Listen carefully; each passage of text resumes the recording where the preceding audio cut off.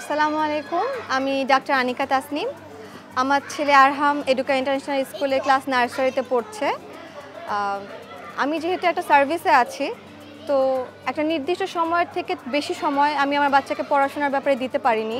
তো সে জায়গায় আমার একটা অনেক বড় ভরসার জায়গা বলতে পারেন যে এডুকা ইন্টারন্যাশনাল স্কুল। আমি অনেকটা এডুকা ইন্টারন্যাশনাল স্কুল এবং এখানকার টিচার বা স্টাফ মেম্বারদের উপরে রিলে করেছি আর কি ব্যাপারটাতে।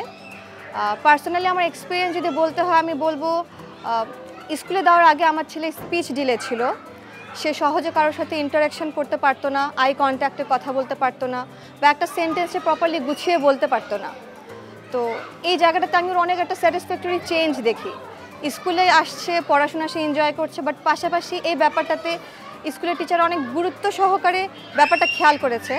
এখন যেমন ও অনেক কনফিডেন্টলি স্কুলের টিচার বা ফ্রেন্ডের সাথে ইন্টারাকশন করছে, একটা সেন্টেন্স গুছিয়ে বলছে, নিজের ভাবটা প্রকাশ করতে পারছে।